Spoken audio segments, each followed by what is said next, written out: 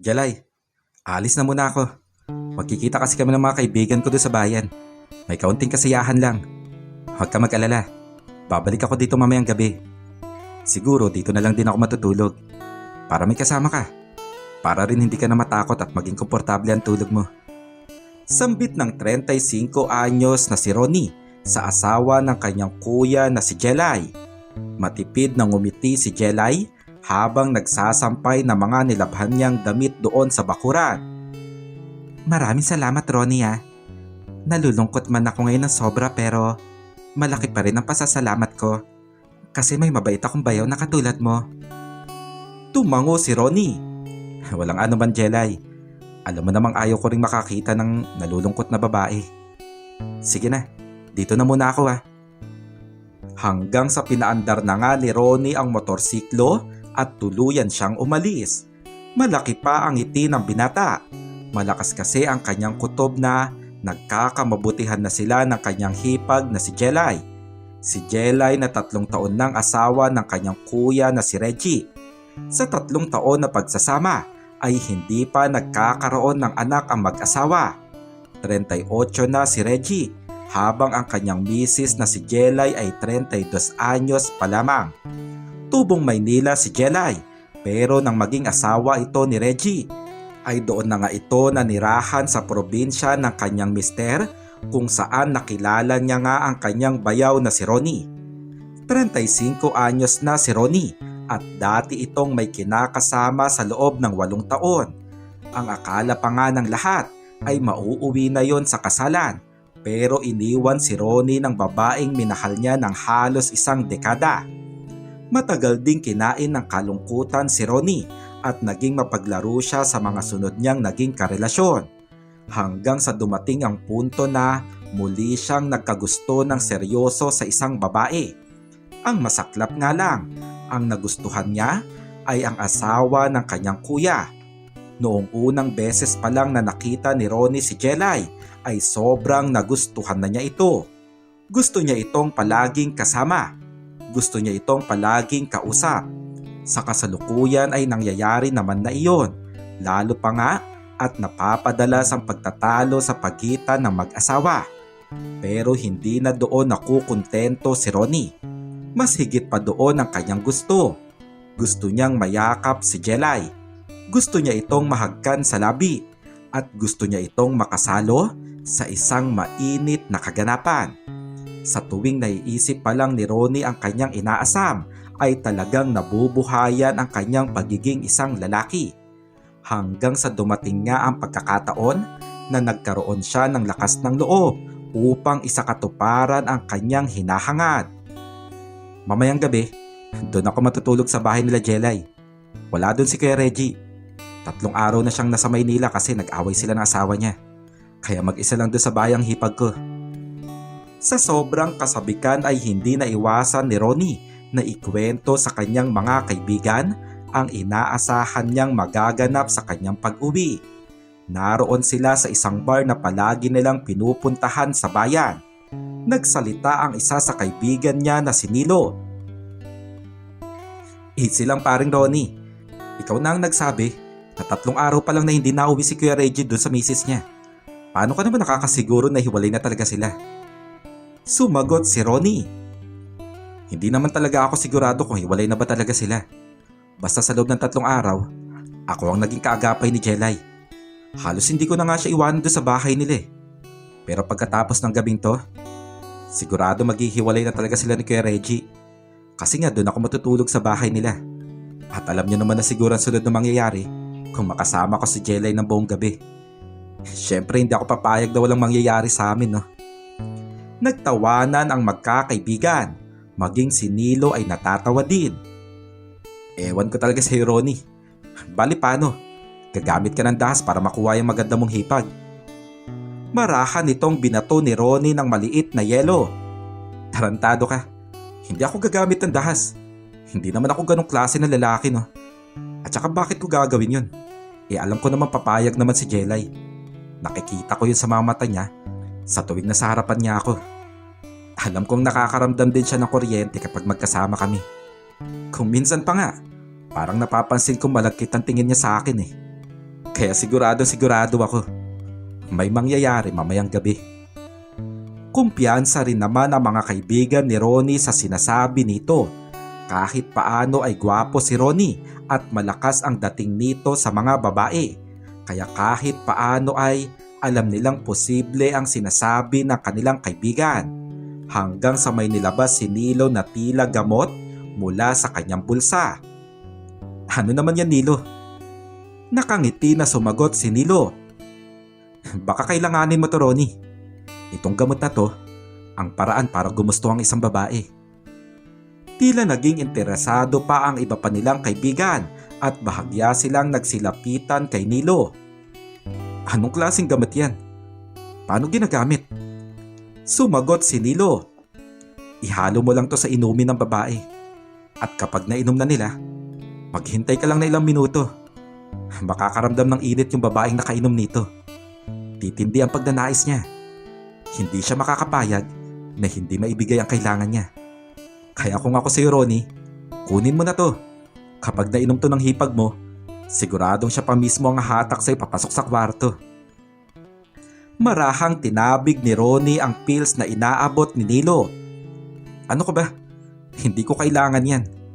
Ano ako, manggagayuma? Hindi ko kailangan gayumain si Jelay. Kung gusto nyo, tatawag ako sa inyo mamaya habang may nagaganap sa amin ng hipag ko. Para marinig nyo. Para na rin mainggit kayo. Kumpiyansa nga naman talaga si Ronnie. Siguradong sigurado siya na mangyayari na ang kanyang inaasam sa gabing iyon. Bandang 10:00 ng gabi nang umuwi na nga si Ronnie. At katulad ng napag-usapan ay doon nga siya matutulog sa bahay ng kanyang hipag na si Jelay. Jelay? Jelay, gising ka pa ba? Ilang saglit pa ay may nagbukas din ng pintuan. Bumungad sa kanya si Jelay. Halatang bagong ligo ito dahil basa ang buhok nito na kasalukuyan pang sinusuklay. Ronnie, nandyan ka na pala. Pasensya na ah. Nagbibihis kasi ako sa kwarto kanina. Ngumiti si Ronnie. Ayos lang, Jelay. Walang problema. Sakto at inaantok na rin talaga ako eh. Gusto ko na matulog. Doon pa lamang ay matindi na ang pagkakabuhay ng 35 anyos na binata. At lalo pa nga itong tumindi nang maamoy niya ang mabangong halimuyak ng kanyang hipag. Sige na, matulog ka na, Ronnie. Mukhang marami yata ang nainom niyo ng mga kaibigan mo ah. Bahagyang tumawa si Ronnie. Hindi naman masyado, Jelay.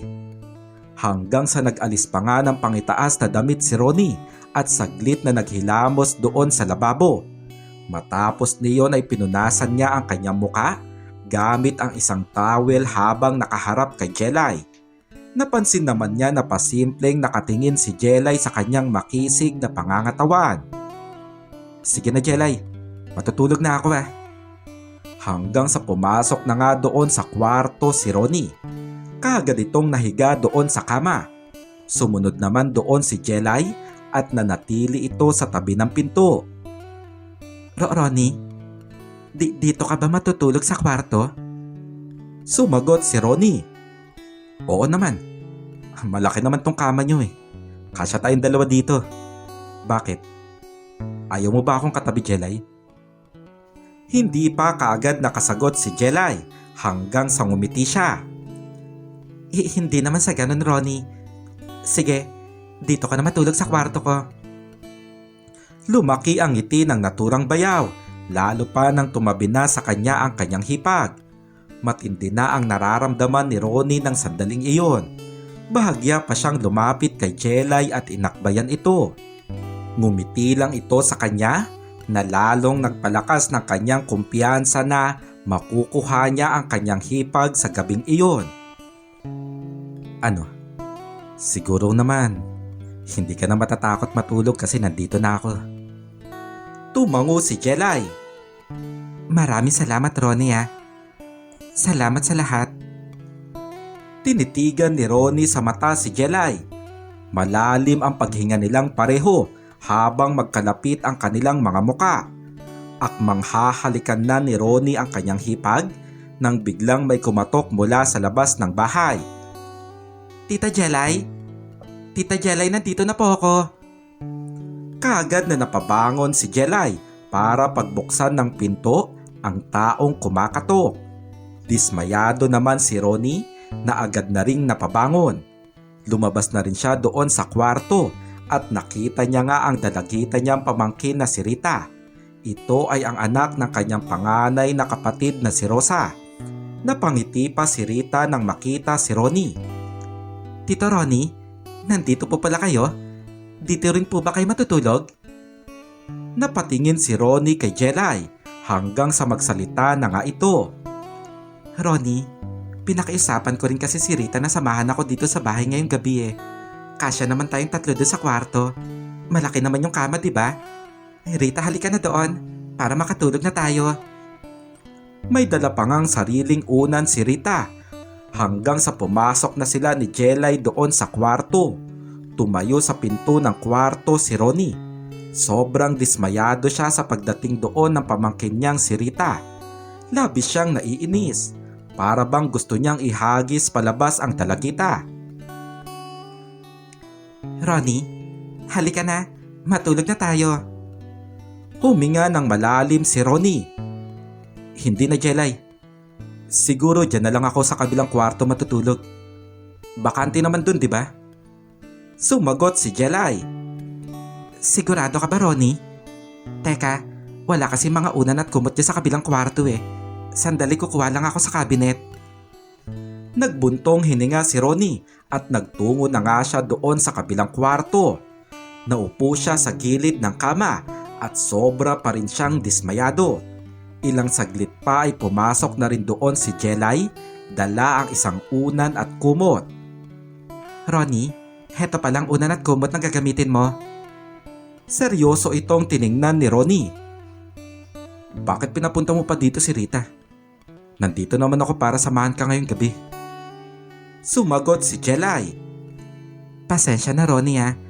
Akala ko kasi hindi ka matutuloy na matulog dito. Napairap si Ronnie. Kapag sinabi ko, tutuparin ko. May sinabi na ba akong hindi ko tinupad? Wala naman, di ba?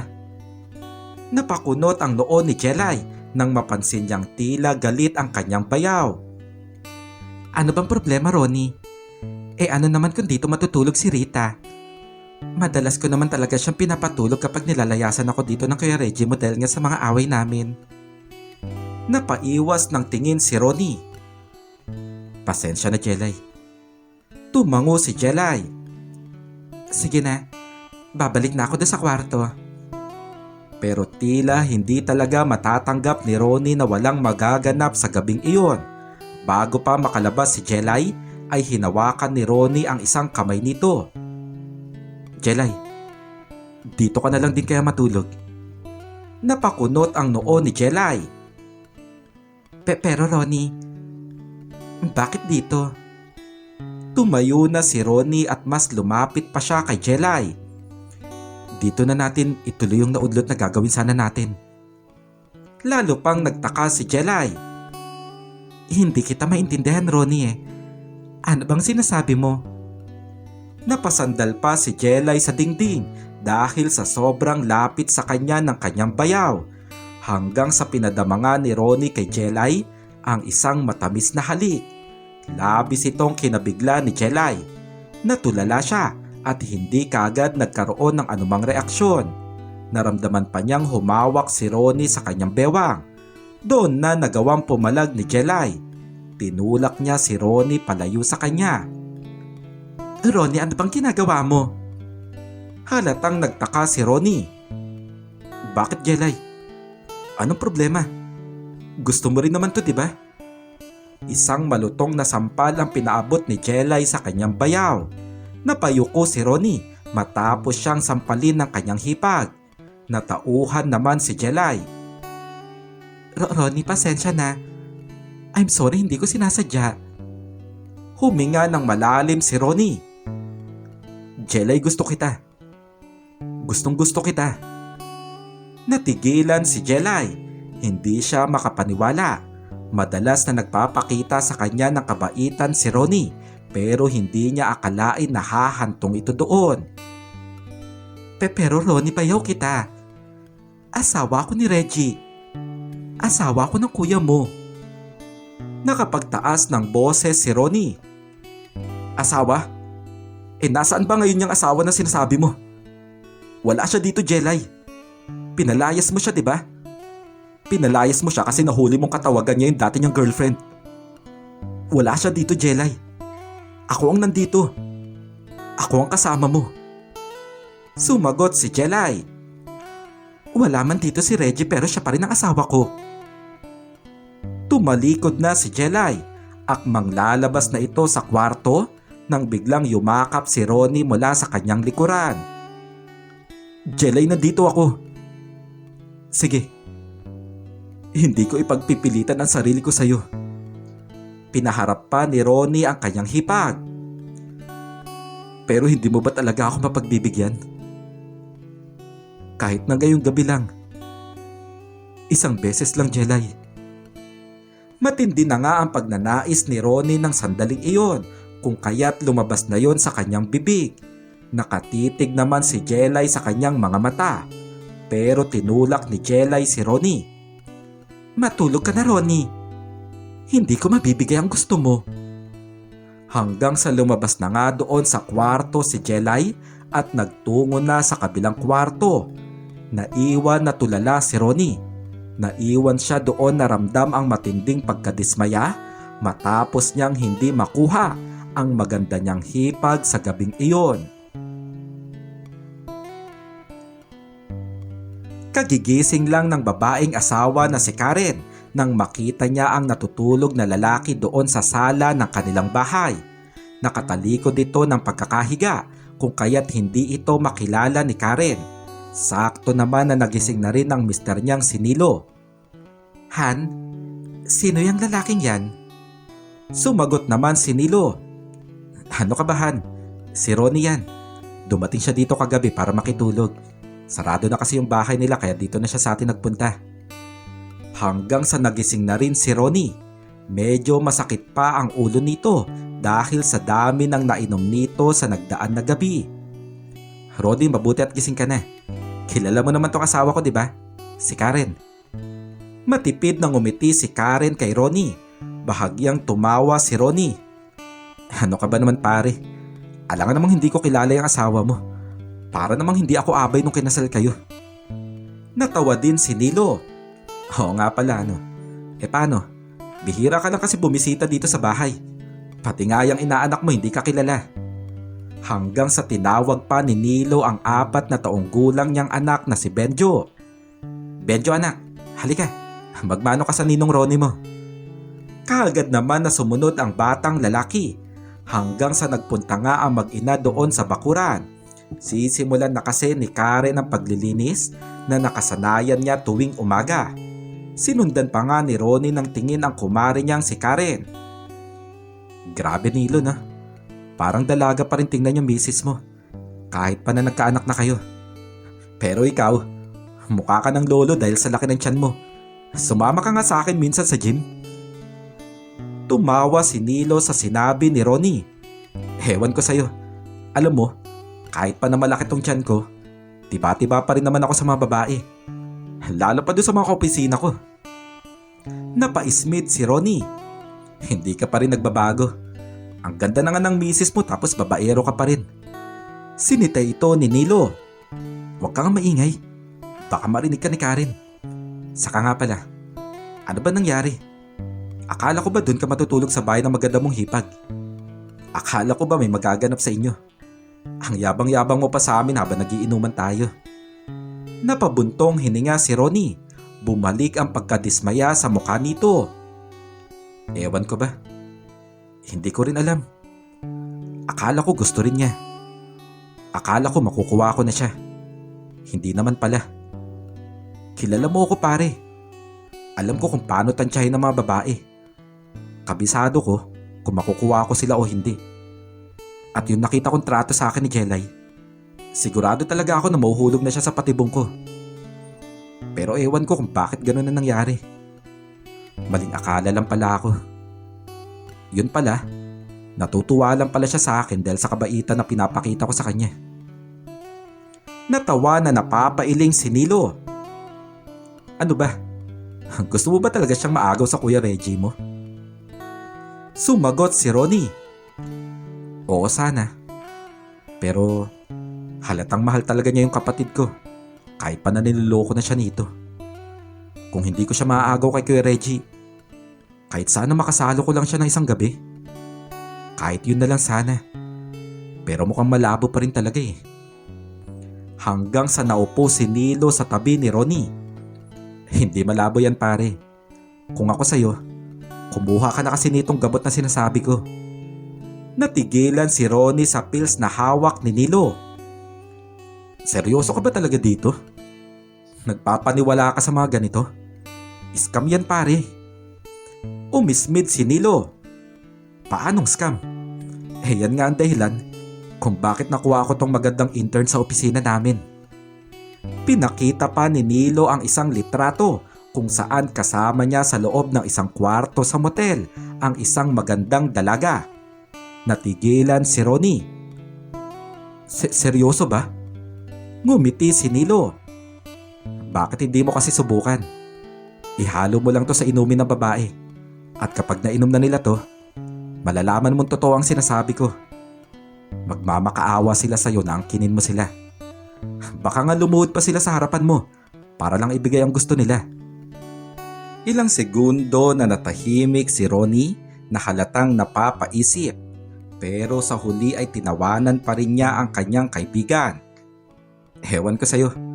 Pero sige, susubukan ko yung kalokohan na sinasabi mo. Akin na, pahingi akong isa. Doon ay napangiti na rin si Nilo. Isa lang talaga? Di sige, subukan mo. Makikita mo ang sinasabi ko. Kapag nakuha mo ng hipag mo, magpapasalamat ka na sobra sa akin. Sige na, ang mabuti pa maligo ka na nga muna. Yan pa rin yung damit na suot mo na nag-inuman tayo kagabi. Medyo iba na ang amoy mo pare.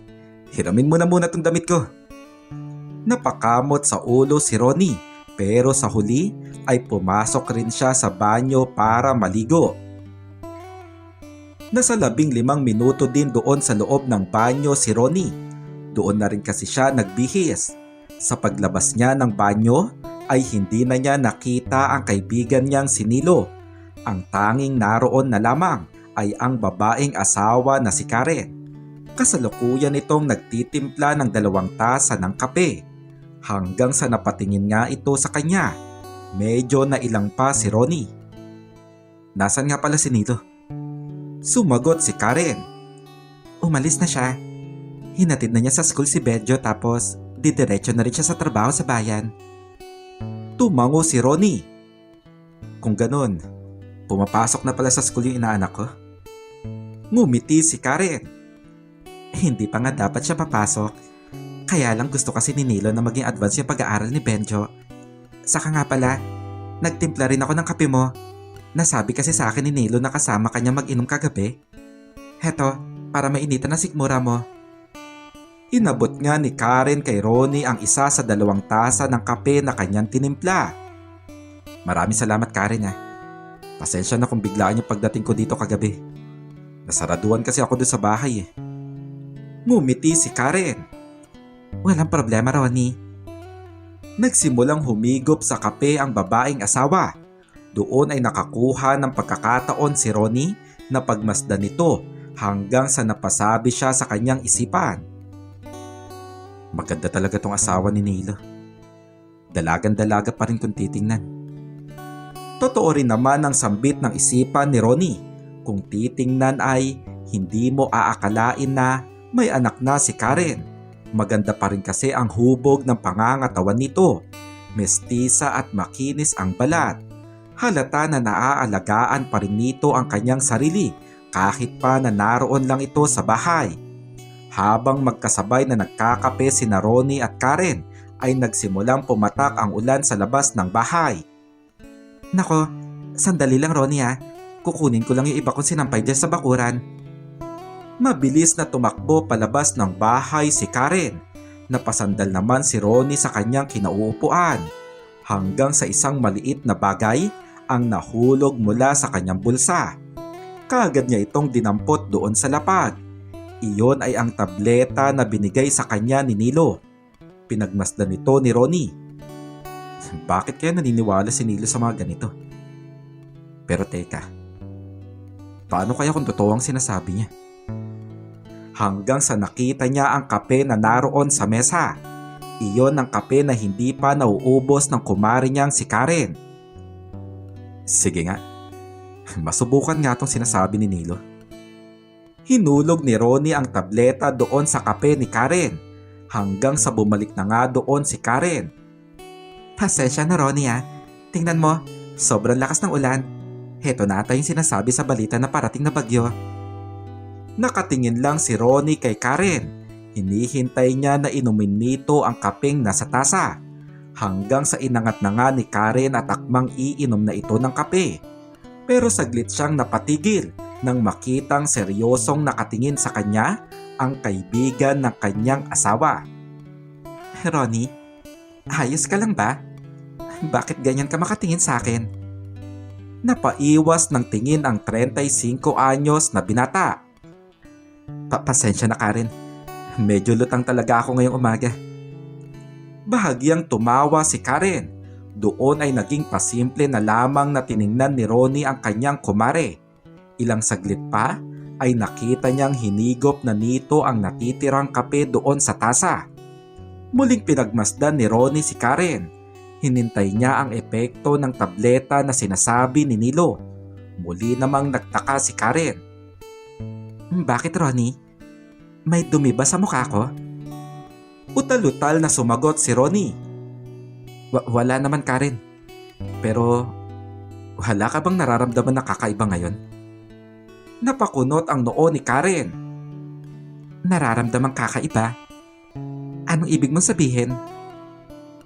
Ilang segundo pang pinagmasdan ni Ronnie si Karen na tila hinihintay ang epekto ng gamot. Hanggang sa napabuga siya ng hangin. Wala yun Karen. Kalimutan mo na yung sinabi ko. Sige na. Ang mabuti pa uuwi na ako sa amin. Sakto at medyo humina ng ulan. Pero may mga gamit pala akong dala kagabi. Nabanggit ba sa'yo ni Nilo kung saan niya nilagay ang mga yun?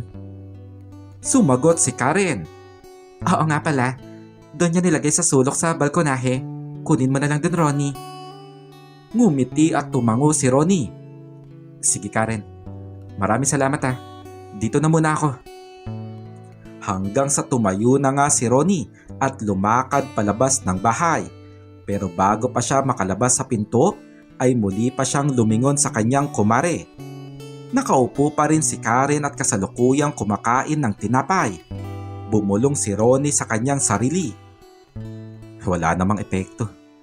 Sinasabi ko na nga ba, hindi totoo ang sinasabi ni Nilo. Bakit pa kasi ako naniniwala sa kanya?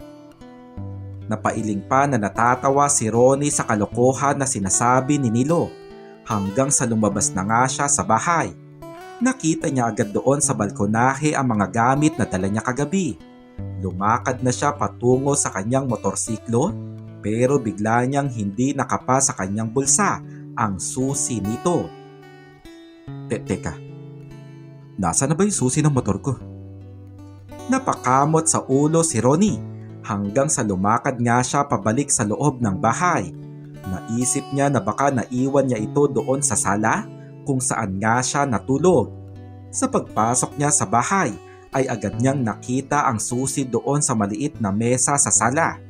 Hanggang sa narinig niya ang boses ni Karen na tila naroon sa loob ng kwarto. Halatang kausap nito ang kanyang mister na si Nilo. Sige naman na, umuwi ka na dito. Iwanan mo na muna yung trabaho dyan. Kahit saglit lang Han. Napakunot ang noo ni Ronnie sa kanyang narinig. Pinapauwi niya si Nilo. Alam naman niya na sa trabaho yung asawa niya. Napailing na natatawa na lang si Ronnie hanggang sa muli na nga siyang lumakad. Akmang lalabas na siya ng pinto nang tawagin siya ni Karen. Ronnie?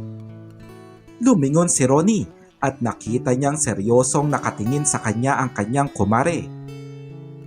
Pasensya na Karen. Bumalik lang ako kasi naiwan ko tong susi ng motorsiklo ko. Hindi sumagot si Karen. Doon ay napansin naman ni Ronnie na tila kakaiba ang tingin nito sa kanya. Bakit Karen? May problema ba? Lumapit sa kanya si Karen hanggang sa humawak ito sa dalawa niyang kamay. Sobrang lapit ng mukha nila sa isa't isa na nagpalakas ng kabog sa dibdib ni Ronnie. Ronnie, pwede bang dito ka na lang muna? Samahan mo muna ako. Napakunot ang noo ni Ronnie. Pero Karen, may pasok pa kasi ako sa trabaho mamayang hapon eh. Hanggang sa yumakap ng mahigpit sa kanya si Karen. Nakikiusap ako Ronnie. Dito ka lang muna. Labis na natigilan si Ronnie sa ginawa ni Karen. Hinatak pa niya si Ronnie palayo doon sa pinto at nilak ito ni Karen. Karen, ano bang ginagawa mo? Tila nangungusap ang mga mata ni Karen. Sinilo kasi eh. Hindi ko mapauwi dito sa bahay. Gusto ko lang naman kasing... Nagtanong pa si Ronnie. Gusto mong ano Karen? Muling lumapit si Karen at isang malalim na halik ang pinadama niya kay Ronnie. Labis itong kinabigla ni Ronnie. Natulala siya at hindi alam ang nangyayari sa asawa ni Nilo hanggang sa napabulong siya sa kanyang sarili. Yung gamot. Umepekto ata talaga yung tableta na bigay ni Nilo. Tumitig si Karen sa mga mata ni Ronnie. Ronnie, nagagandahan ka ba sa akin? Doon ay napatitig si Ronnie sa mga mata ng kanyang kumare. Karen, hindi tama to. Kumapit pa si Karen sa matipunong braso ni Ronnie. Sagutin mo na lang ang tanong ko. Nagagandahan ka ba sa akin? Ilang segundong nag-isip si Ronnie hanggang sa tumango siya. Oo Karen. Maganda ka. Napakaganda mo. Namula ang pisngi ni Karen. Halatang natuwa siya sa sagot ng kanyang kumpare. Kung ganon, maaari mo ba akong pagbigyan? Ronnie, gustong gusto ko ngayon. Total wala naman si Nilo eh. Pwede bang ikaw na lang ang magbigay sa akin na kailangan ko? Unti-unti na ring nakakaramdam si Ronnie. Mahirap nga naman kasi talagang iwasan ang kagandahan ni Karen. Pwede naman kitang pagbigyan Karen eh. Pero baka malaman ni Nilo ang tungkol dito. Sigurado mag-aaway kayo. Malamang pati kaming dalawa mag-aaway. Umiling si Karen. Hindi. Maniwala ka sa akin, Ronnie. Hindi niya malalaman ang tungkol dito. Pakiusap pagbigyan mo ko.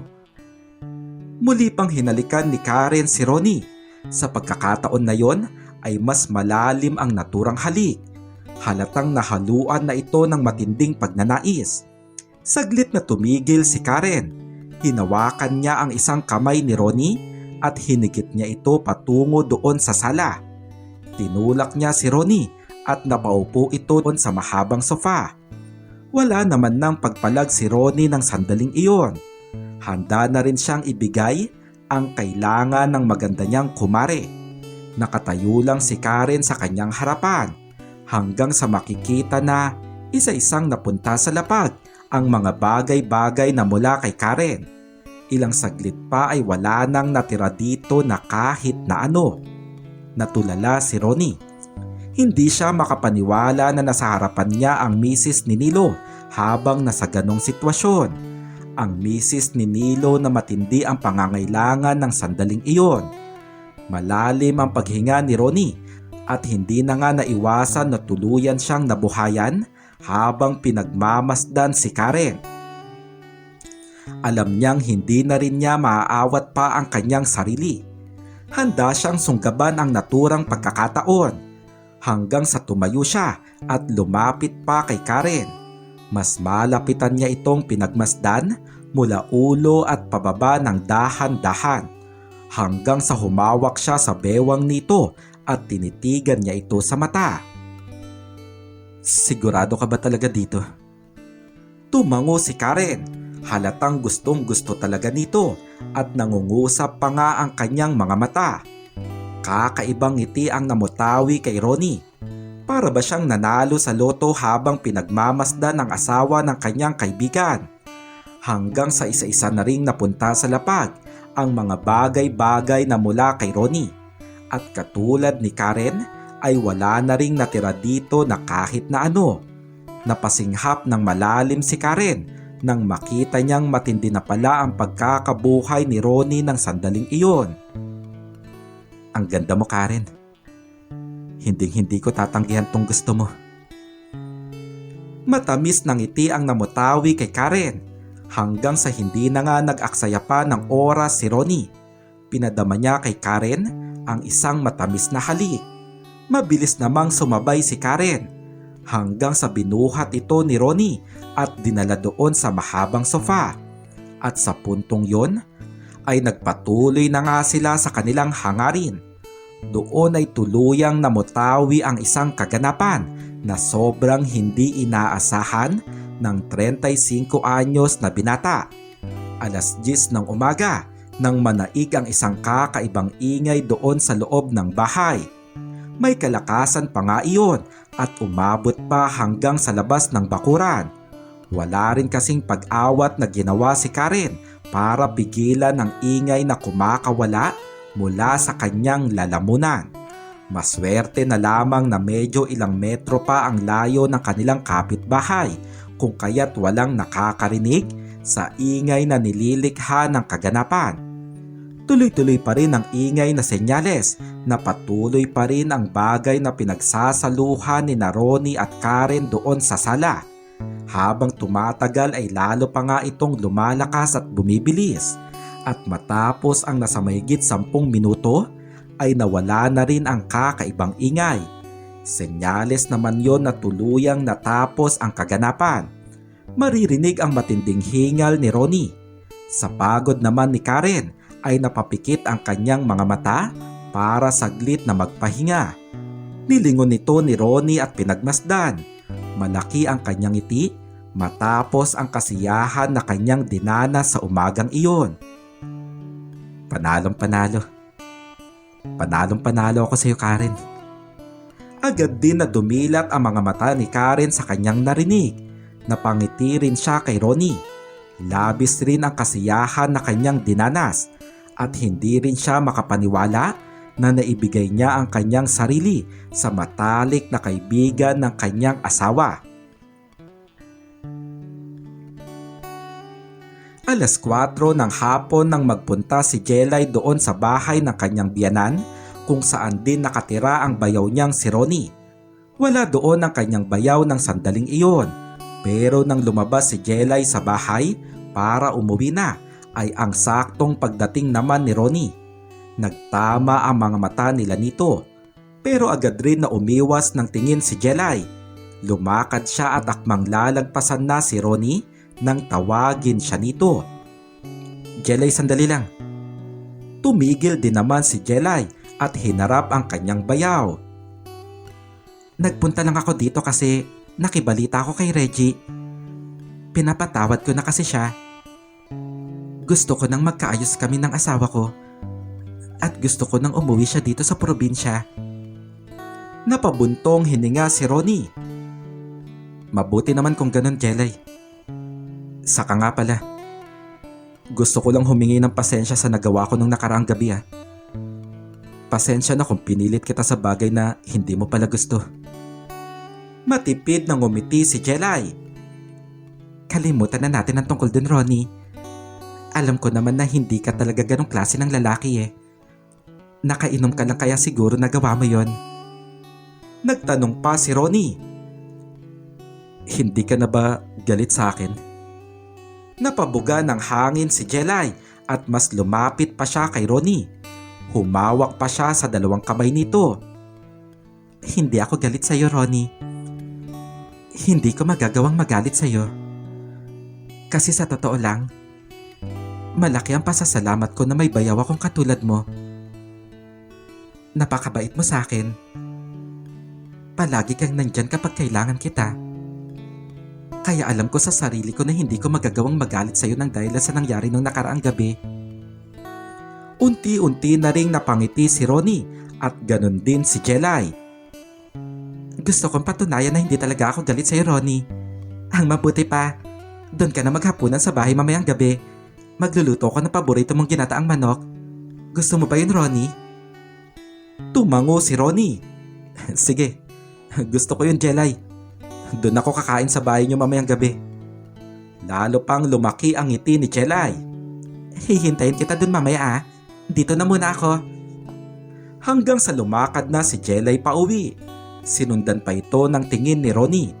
Masaya siya na hindi na galit sa kanya ang kanyang hipag at nasasabik siya na makasama ito sa hapunan dahil sa sandaling yon ay mayroon na siyang plano. Hindi man niya nakuha ang gusto niya noong nagdaan na gabi pero may alam na siyang ibang paraan upang makasalo si Jelay sa isang kaganapan. Hindi ka man pumayag nung nakaraang gabi. Hindi pa rin ako susuko. Hindi ako gagamit ng dahas. Kasi isang tableta lang ang katapat mo, Jelay. At sa isang tableta na yon, buong gabi kitang pasasayahin ng sobra. Pero, paano ba to? Wala na pala ako nung gamot na sinasabi ni Nilo. Napainom ko na nga pala sa asawa niya. Hindi pa pumasok sa bahay si Ronnie. Kahit pa nakauuwi lang niya galing sa trabaho, ay muli siyang sumakay sa kanyang motorsiklo at umalis. Alas 5 ng hapon ay kasama ni Karen ang anak niyang si Benjo. Naroon sila sa bakuran sa ilalim ng puno hanggang sa napatigil siya nang makita niya ang pagdating ni Ronnie. Bigla niyang naalala ang naganap sa kanila noong isang araw. Karen, nandyan ba si Nilo? May kailangan lang kasi sana ako sa kanya. Napatayo si Karen. Hindi pa kasi siya nakakauwi galing trabaho. Tumango si Ronnie. Ganun ba? Sige Karen, pupuntahan ko na lang siguro siya doon sa opisina nila. Lalakad na sana paalis si Ronnie nang muling magsalita si Karen. Ronnie, sandali lang. Pwede ba kitang makausap saglit? Sumagot si Ronnie. Bakit Karen? Ano bang pag-uusapan natin? Lumakad pa si Karen palayo doon sa kanyang anak. Sumunod naman si Ronnie. Doon sila banda sa gate kung nasaan din ang motorsiklo ni Ronnie. Gusto ko lang pag-usapan yung nangyari sa atin kahapon. Saglit na napatigil si Ronnie. Bigla niya ring naalala ang labis na saya na pinarana sa kanya ng kanyang kumare. Hindi niya naiwasang mapangiti. Bakit Karen? Gusto mo bang ulitin natin ngayon? Humaplos pa si Ronnie sa braso ni Karen. Wala pa naman ang asawa mo, di ba? Kahit mabilisan lang. Kaagad na tinabig ni Karen ang kamay ni Ronnie at marahan niya itong tinulak palayo. Hindi ko gusto, Ronnie. Natigilan si Ronnie sa biglang inasal ng kanyang kumare. Nagbuntong hininga si Karen. Hindi ko nga alam kung bakit pumayag ako may maganap sa atin eh. Napaismid si Ronnie. Pero, ikaw nga tong nagmakaawa sa akin na gawin natin yun. Hindi mo ba natatandaan? Bahagyang nakapagtaas ng boses si Karen. Natatandaan ko lahat. At yun nga ang hindi ko maintindihan. Hindi ko alam kung bakit gumusto ako, Ronnie. Ronnie, nagsisisi ako sa nangyari sa atin. Kasi niloko natin ang asawa ko. Niloko natin ang kaibigan mo. Napabuga ng hangin si Ronnie. Pasensya na. Hindi na pala sana ako pumayag nung nakiusap ka sa akin. Napayuko si Karen at muling napabuntong hininga. Halata na matindi ang pagsisisi nito. Ronnie, may ipapakiusap lang ako sa'yo. Pwede bang ibaon na lang natin sa limot yung nangyari kahapon? Kinakain ako ng konsensya ko. Pero wala na akong magagawa kundi tanggapin yon. Gusto kong bumalik tayo sa normal. Gusto kong bumalik tayo sa kung ano yung totoong trato mo sa akin. Sige na, kailangan ko nang pumasok sa bahay. Binalikan ni Karen ang kanyang anak at pumasok na nga sila nito sa bahay. Sinundan lang ito ng tingin ni Ronnie. Nakita niya talaga ang pagsisisi sa reaksyon ni Karen. Doon ay naisip niya na kapag nawala ang bisa ng tabletang gamot ay muling matatauhan ang babaeng nakainom nito. Hindi pa kaagad umuwi si Ronnie. Wala siyang planong umuwi at magpakita kay Jelay hanggat hindi siya muling nakakakuha ng tabletang gamot na mula kay Nilo. Nilo de Guzman, dito siya nagtatrabaho. Nakauwi na ba siya? Kaibigan niya ako. Ako si Ronnie. Pakisabihan na lang siya na naghihintay ako dito sa labas Sambit ni Ronnie sa gwardiya doon sa kumpanya kung saan nga nagtatrabaho si Nilo. Saktong lumabas naman na ang kanyang kaibigan. Ronnie, anong ginagawa mo dito pare? May problema ba? Napangiti si Ronnie nang makita na nga niya si Nilo. Doon sa parking lot sila nag-usap. Hindi pa nga alam ni Ronnie noong una kung paano niya sasabihin na kailangan niya ng tabletang gamot. Ano ba kasing kailangan mo? May problema ba? Nagpakita ng kalungkutan si Ronnie. Si Jelay. Nasabi niya sa akin na gusto na niyang makipag-ayos kay Kuya Reggie. Nagbuntong hininga si Nilo. Talaga bang gusto mo ang hipag mong yon? Sumagot si Ronnie. Oo pare. Sobrang patay na patay talaga ako sa asawa ni Kuya. Sana ako na lang ang una niya nakilala Pero ano magagawa ko? Pag-aari siya ng kapatid ko. Naisip ko lang, bago man lang sana sila magkayos ng asawa niya. Sana mapagbigyan niya ako. Kahit isang gabi lang sana. Saka nga pala pare, effective ba talaga yung gamot na sinasabi mo? Bahagyang tumawa si Nilo. Oo nga, walang palya yun pare. Sa pamamagitan ng tabletang yun, makukuha mo talaga babaeng gusto mo. Napangiti si Ronnie. Talaga? Pwede bang makahingi ako pare? Susubukan ko kung effective talaga. Napakunot ang noo ni Nilo. Teka, di ba binigyan na kita kahapon? Napakamot sa ulo si Ronnie. Nawala pare. Nilagay ko lang yun sa bulsa ko pero biglang hindi ko na mahanap. Sumagot si Nilo. Tarantado. Alam mo bang mahigit 1,000 ang halaga ng gamot na yon? Pero sige, para lang sa kaligayahan mo, bibigyan ulit kita. 2 nang ibibigay ko. Lumaki ang ngiti ni Ronnie. Salamat pare Sigurado ka ba talagang gagana to? Bahagyang tumawa si Nilo. Oo nga, magtiwala ka lang. Hanggang sa tumayo na si Ronnie para umalis. Maraming salamat pare Dito na muna ako. Doon kasi ako maghahaponan sa bahay nila Jelay. Siguradong hinihintay na niya ako. Agad rin na umalis si Ronnie. Nakangiti pa si Nilo na sinundan nito ng tingin. Ewan ko na lang kung di ka lumigaya dahil sa tabletang yun. Malaki ang kumpiyansa ni Nilo dahil alam niyang epektibo talaga ang tabletang gamot. Pero lingid sa kanyang kaalaman na dahil sa tabletang iyon ay nakasalo ng kaibigan niya ang asawa niyang si Karen. Mabilis naman ang patakbo ni Ronnie sa kanyang motorsiklo. Nasasabik siyang makauwi sa bahay, lalo pa nga at sigurado na siyang may magaganap na sa kanila ng kanyang hipag. At sa tulong ngayon ng tabletang bigay ng kanyang kaibigan. Bandang 7:00 ng gabi nang makarating na nga si Ronnie sa bahay ni Jelay. Saktong oras para sa hapunan. Sa pagpasok niya doon ay naabutan na nga niyang naghahain si Jelay ng pagkain. At tinutuo nga ng kanyang hipag ang sinabi nito noong hapon. Nagluto nga talaga ito ng ginataang manok na paborito ni Ronnie. Napatigil saglit si Jelay nang makita niyang dumating na ang kanyang bayaw. Ngumiti siya dito. Doon ay napangiti na rin si Ronnie. Saktong-sakto ang dating mo Ronnie. Katatapos lang maluto nitong ulam. Halika na para makakain na tayo. Tumango na nakangiti ang 35 anyos na binata. Binaba niya ang bitbit niyang helmet pati na rin ang kanyang dalang bag. Palapit na siya doon sa hapagkainan nang biglang lumitaw ang dalagitan niyang pamangkin na si Rita mula doon sa kusina. May dala itong tubig. Hi Tito Ronnie, dito ka rin pala kakain? Bahagyang nawala ang ngiti ni Ronnie. Halatang nadismaya ulit ito at napabulong pa siya sa kanyang sarili. Nakakainis. Bakit nandito na naman si Rita? Istorbo talaga tong surot na to sa mga plano ko. Hanggang sa magsalita si Jelay. Ronnie, ano pang hinihintay mo dyan? Halika na dito, kumain na tayo.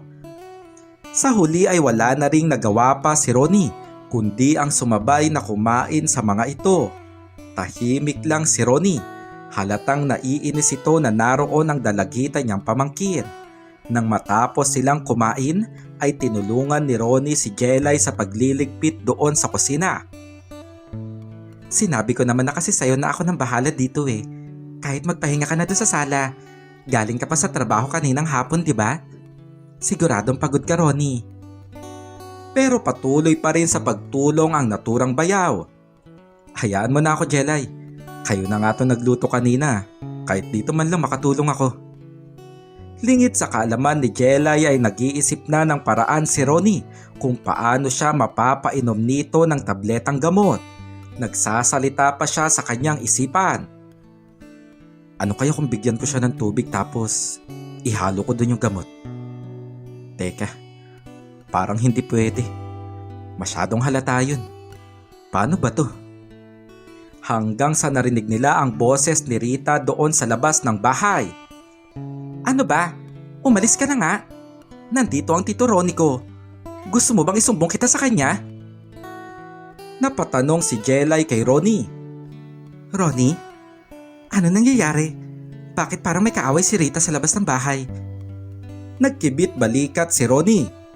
Hindi ko rin alam. Ang mabuti pa sisilipin ko. Lumabas na nga rin ng bahay si Ronnie. Doon ay nakita niya ang kanyang pamangkin na tila kinukulit ng binatilyong kapitbahay na si Melvin. Sige naman na. Gusto ko lang namang makipagkwentuhan sa iyo eh. Bakit ba palagi mo na lang ako sinusungitan? Naiinis na sumagot ang dalagita. Hindi ko nga gusto makipagkwentuhan sa iyo. Umalis ka na nga. Tingnan mo nga halatang nakainom ka pa. Amoy na amoy ko sa hininga mo. Doon ay nagsalita na si Ronnie. Hoy, ano bang ginagawa mo dito, Melvin? Nagugulo ka na naman ba? Nagulat si Melvin nang makita niya si Ronnie ay kaagad itong kumaripas ng takbo paalis.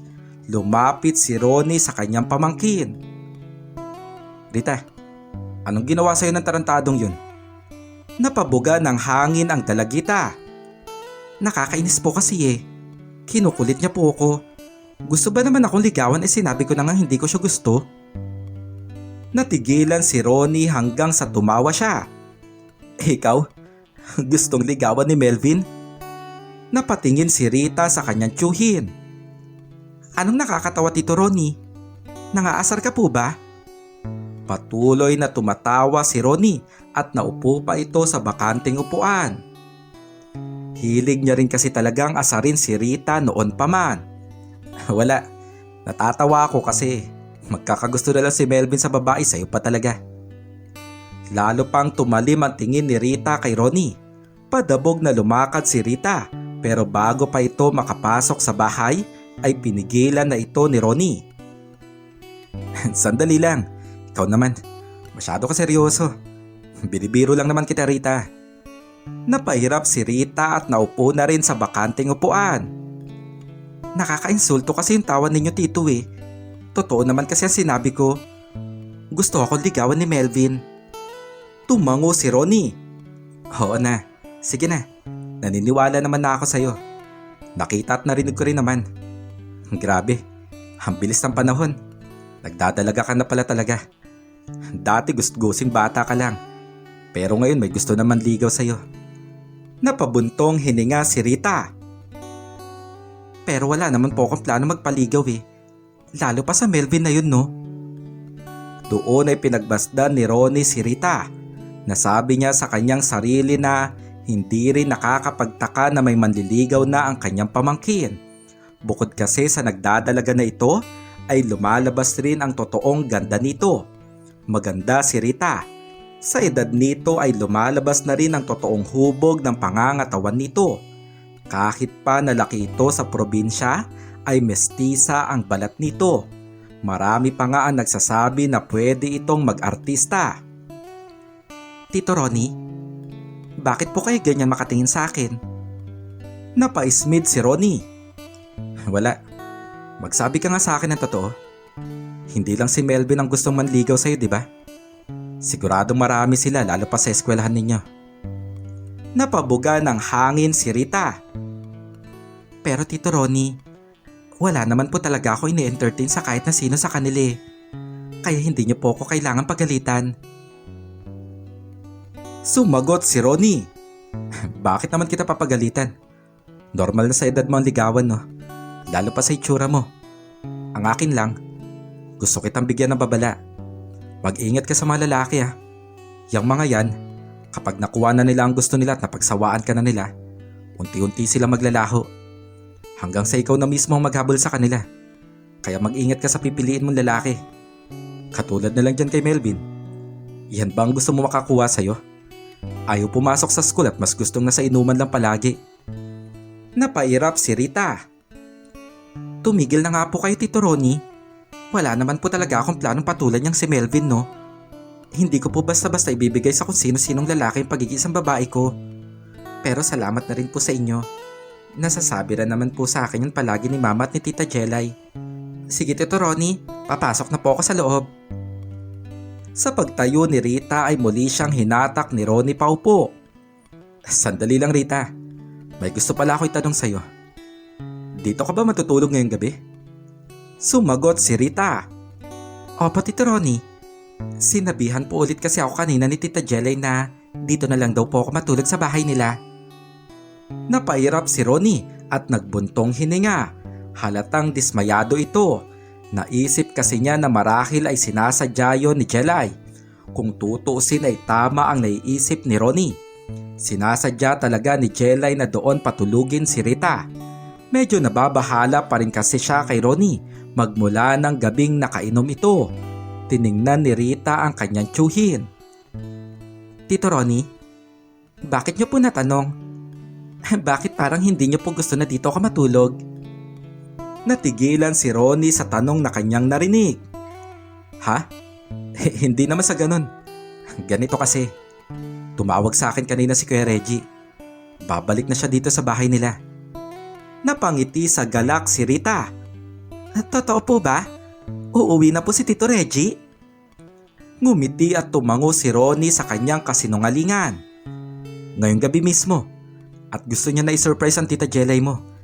Kaya mas maganda sana kung wala tayong dalawa dito, di ba? Para sila lang mag-asawang nandito. Kaya ang mabuti pa, umuwi ka na doon sa inyo. Habang gising pa sila doon sa bahay nyo. Halatang natuwa si Rita sa kanyang narinig. Sige po Tito Ronnie, magpapaalam na po ako kay Tita Jelay. Muling pinigilan ni Ronnie ang dalagita. Sandali, ano sasabihin mo? Siyempre hindi mo pwedeng sabihin kay Jelay na uuwi ka kasi darating ang asawa niya ngayong gabi. Surprise nga yun, di ba? Sumagot si Rita. Hindi ko naman po sasabihin Tito Ronnie eh. Siguro sasabihin ko na lang po na pinapauwi ako ni Mama doon sa bahay. Doon ay hindi na nga pinigilan pa ni Ronnie si Rita na makapasok sa bahay. Napangiti si Ronnie lalo pa nang marinig niyang nagpaalam na nga si Rita kay Jelay. Sa sandaling yon ay masaya si Ronnie dahil nga mawawala na ang sagabal sa kanyang plano. Hanggang sa pumasok na rin si Ronnie sa loob ng bahay. Sinalubong pa siya ni Rita. Tito Ronnie, okay na po. Uuwi na po ako maya-maya. Hintayin ko lang daw po siya at ihatid niya daw po ako. May kailangan daw po kasi siya kay Mama eh. Sarkastikong ngiti ang namutawi kay Ronnie matapos makisama ng kanyang pamangkin. Saglit pang tumulong si Rita sa paglilinis doon sa hapagkainan. Pinunasan nito ang mesa habang si Ronnie ay kumukuha ng tiyempo para mapainom kay Jelay ang tabletang gamot. Hanggang sa nagpunta siya doon sa kusina. Kumuha siya ng isang baso at may inabot pa siyang powdered orange juice. Nagtimpla nga si Ronnie. Matapos niyon ay kinuha na nga niya sa bulsa ang isang tableta. Pasimple niya itong hinalo sa inumin.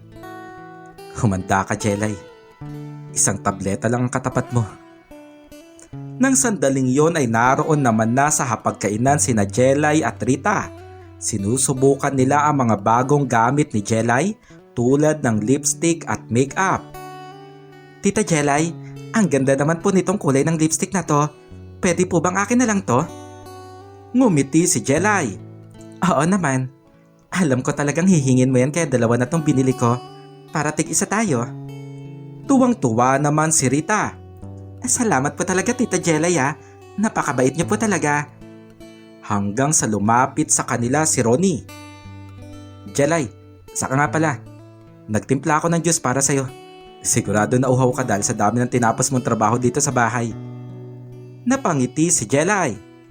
Maraming salamat Ronnie ah. Napaismid si Rita. Grabe naman Tito Ronnie. Isang baso lang talagang tinimpla mo. Wala man lang ba para sa akin? Umirap si Ronnie. Walang para sa'yo. Para kay Jelay lang yan no.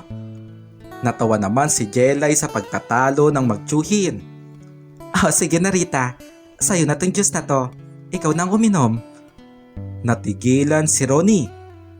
Hindi. Hindi yan pwedeng inumin ni Rita. Natigilan si Narita at Jelay sa naging reaksyon ni Ronnie. Kinabahan si Ronnie na baka makahalata ang mga ito. Pero kasi Ronnie, hindi kasi ako mahilig sa matamis na inumin eh. Kaya ibibigay ko na lang kay Rita. Naglabas dila pa si Rita na para bang inaasar ang kanyang tsuhin. Ako nang iinom nito ah. Sa huli ay wala nang nagawa pa si Ronnie at sa harapan niya mismo ay ininom ni Rita ang orange juice na may halong tabletang gamot. Grabe, parang nabitin ako dito sa juice Tito Ronnie ah. Nakatingin lang si Ronnie sa kanyang pamangkin dahil anumang oras ay alam niyang e-epekto na ang hinalo niyang tableta. Ayos ka lang ba Rita? Napakunot ang noo ng dalagita. Oo naman po. Bakit po Tito Ronnie? Umiling si Ronnie. Wala naman. Hanggang sa nagpasya na si Jelay na ihatid na ang kanilang pamangkin. Halika na Rita. Ihahatid na kita sa inyo. Para makuha ko na rin kay Ate Rosa yung hinihiram kong bilao. Tumayo na ang dalawang babae. Nakasunod lang ang mga mata ni Ronnie sa mga ito. Nangangamba siya sa maaaring mangyari sa kanyang pamangkin. Napapatanong pa siya sa kanyang isipan. Paano kaya to? Kapag umepekto na ang gamot, siguradong lalabas siya ng bahay nila at maghahanap ng lalaki. Kailangan ko siyang bantayan. Lumabas na rin kaagad ng bahay si Ronnie at sinundan ang mga ito. Jelay, sandali lang. Ang mabuti pa, ako na ang sasabay kay Rita. Ako na rin ang kukuha nung kailangan mo bilao. Siguro doon na din muna ako sa bahay matutulog ngayong gabi. May kailangan kasi ako asikasuhin bukas na umaga eh. Napatango si Jelay. Sige Ronnie, ikaw ang bahala. Babalik na ako sa bahay ah. Lumakad na rin kaagad si Jelay pabalik sa kanilang bahay.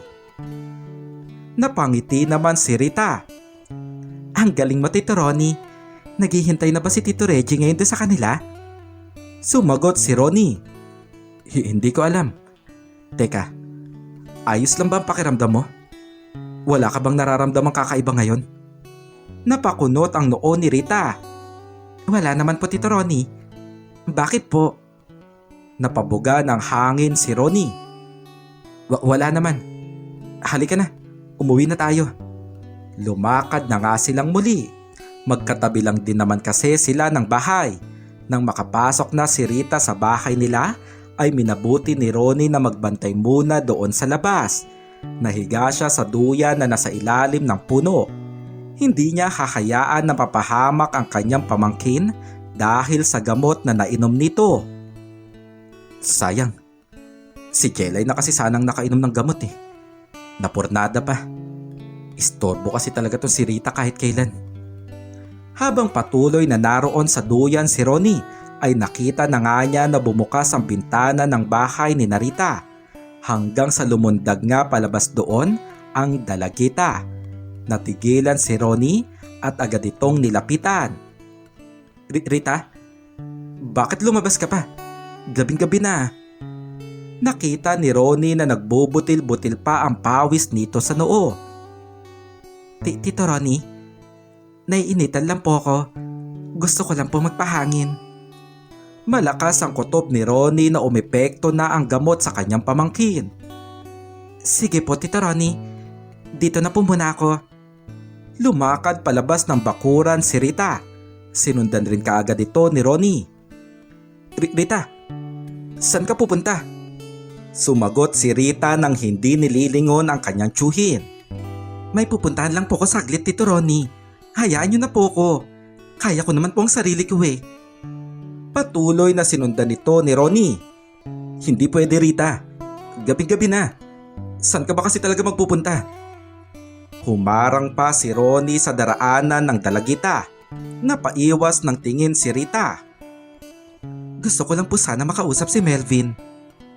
Natigilan si Ronnie sa kanyang narinig. Doon ay nakakasiguro na siyang umepekto na ang gamot sa katauhan ni Rita. Hindi. Akala ko ba ayaw mo kay Melvin? Hindi ka pupunta doon. Pero nagpumilit pa rin si Rita. Tito Ronnie, gusto ko lang naman po siyang makausap eh. Wala naman po kami ibang gagawin. May kailangan lang po ko. At si Melvin lang po ang alam kung pwedeng makapagbigay sa akin. Seryosong tiningnan nito ni Ronnie. Alam ko kung ano ang kailangan mo kay Melvin. Alam ko kung bakit gusto mo siya makita. Rita, makinig ka nga sa akin. Hindi ikaw yan. May nagpapasunod sa katauhan mo ngayon na hindi mo nakokontrol. Pero nandito ako. Kokontrolin natin. Napairap si Rita. Tito Ronnie, hindi ko po kayo maintindihan. Nababaliw na po ba kayo? Pwede bang hayaan niyo na po muna ako? Hanggang sa niyakap ni Ronnie mula sa likuran si Rita. Sobrang higpit nito upang hindi ito makaalis. Hindi ka pupunta kay Melvin. Pwede bang makinig ka sa akin? Alam ko kung anong gusto mo ngayon. Pero ilang oras lang yan. Mawawala din yan. Sumunod ka na lang sa akin kung ayaw mong magsisibandang huli. Hanggang sa sapilitan ngang binuhat ni Ronnie ang kanyang pamangkin. Tito Ronnie, bitiwan niyo nga po ko. Saan niyo po ba ako dadalhin? Pilit na nagpupumigla si Rita pero hindi ito binitiwan ni Ronnie. Isa lang ang naisip niyang paraan. Iyon ay ang ikulong si Rita sa gabing iyon upang hindi ito makaalis. Sa isang bahay dinala ni Ronnie ang kanyang pamangkin. Iyon ang bahay ng isa pa niyang kapatid na si Romer. Sa ibang bansa nagtatrabaho si Romer kung kaya't walang tao doon sa naturang bahay. Tito Ronnie, anong ginagawa natin dito sa bahay ni Tito Romer? Napabuga ng hangin si Ronnie. Dito ka muna magpapalipas ng gabi. Pwede bang makinig ka muna sa akin? Talaga bang ibibigay mo yung sarili mo kay Melvin? Mag-isip ka nga, Rita. Napairap si Rita at naupo na doon sa mahabang sofa. Ano naman ngayon? Gusto naman niya ako, diba? Tito Ronnie, gusto ko na pong maranasan yon. At si Melvin lang po ang alam ko pwede makapagbigay sa akin ng kailangan ko. Sumagot si Ronnie. Ngayong gabi nga lang yan. Maniwala ka sa akin. Bukas hindi na ganyan ang takbo ng isip mo. Umalma si Rita. Sigurado po ako, Tito Ronnie. Gusto ko na po talaga ngayon. Napasandal si Rita. Halatang galit ito sa kanyang tsuhin dahil sa pagkulong sa kanya nito doon sa bahay. Ilang saglit pa ay tila hindi mapakali ang dalagita. Panay ito kamot sa kanyang katawan. Para bang naghahabol din ito ng hininga. Rita, ayos ka lang ba? Anong nararamdaman mo? Sumagot si Rita. Tito Ronnie, sobrang init po eh. Naiinitan po ako na sobra. Nataranta si Ronnie at hindi alam ang gagawin. Binuksan niya ang electric fan doon sa bahay at tinutok iyon kay Rita. Ano, Rita? Naiinitan ka pa rin ba? Humarap si Rita sa kanyang tsuhin. Tito Ronnie, hayaan niyo na po ko. Nagmamakaawa po ako sa inyo. Hayaan niyo na po akong puntahan si Melvin. Natigilan si Ronnie. Nangungusap ang mga mata ng dalagita. Hindi siya makapaniwala na nagmamakaawa na ang kanyang pamangkin. Napatayo si Ronnie. Hindi siya mapakali at halatang nag-iisip. napasabunot pa siya sa kanyang sarili. Nakakainis. Bakit ba kasi nangyari pa ito? Dapat hindi na kasi ako humingi pa ulit ng gamot kay Nilo eh. Kasalanan ko lahat to. Muling napatingin si Ronnie sa kanyang pamangkin. Nakatingin lang sa kanya ang dalagita na nangungusap pa rin ang mga mata. Tito Ronnie, pakiusap. Hayaan niyo na po kung puntahan si Melvin. Isang malalim na buntong hininga ang pinakawalan ni Ronnie. Sa huli ay isang malaking desisyon ang kanyang ginawa. Sige, hintayin mo ko dito. Ako na mismo ang pupunta kay Melvin at dadaling ko siya sa'yo dito. Napatigil si Rita sa kanyang narinig hanggang sa unti-unti siyang napangiti. Lumabas ng bahay si Ronnie. Sinarado niya ang pinto at siniguro na hindi makakalabas doon ang kanyang pamangkin. Hanggang sa lumakad na nga siya. Doon ay buo na ang kanyang loob. Pupuntahan niya ang malokong binatilyo na si Melvin upang dalhin ito kay Rita. Hindi yon gusto ni Ronnie, kaya sa galit niya ay sinipa pa niya ng malakas ang basurahan na kanyang nadaanan. Kasalanan ko lahat to. Matindi ang pagsisisi ni Ronnie hanggang sa makarating nga siya sa bahay na tinitirhan ni Melvin. Nakita niya na patay na ang ilaw sa buong bahay, senyales na tulog na ang mga taong naroon. Pero sinubukan pa rin niyang kumatok. Melvin? Melvin, nandyan ka ba?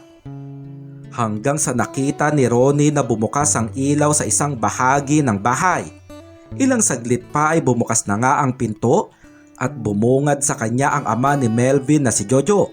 Halos kaedaran lang ito ni Ronnie. Halatang nagtaka pa si Jojo nang makita niya ito. Pare, ikaw pala. May kailangan ka ba? Parang tinatawag mo atang anak ko si Melvin. Mabilis na nag-isip ng idadahilan si Ronnie. Hinahanap ko kasi yung pamangkin ko si Vincent, yung anak ni Kuya Manuel. Naisip ko lang na baka alam ni Melvin kung nasan siya. Pwede ko ba siya makausap saglit? Sumagot si Jojo. Nako pare, wala dito si Melvin. Umalis siya kasama ang tita Mildred niya. Nagpunta sila sa kabilang bayan. Saglit na natigilan si Melvin. Sa huli ay bumalik nga siyang bigo doon sa bahay kung nasaan si Rita. Sa pagpasok niya doon ay nakita niyang umiinom ng tubig ang dalagita. Halatang uhaw na uhaw ito at halos tumatapon na ngayon sa suot niyang damit. Rita, ano nangyayari sa'yo? Ayos ka lang ba? Tumingin si Rita sa kanyang tiyuhin. Tito Ronnie, nasaan na po si Melvin? Kasama niyo na po ba siya? Hindi pa kaagad nakasagot si Ronnie. Hindi ko pa siya kasama. Pero nakausap ko na siya. Susunod daw siya dito. Maya-maya lang siguradong nandito na siya.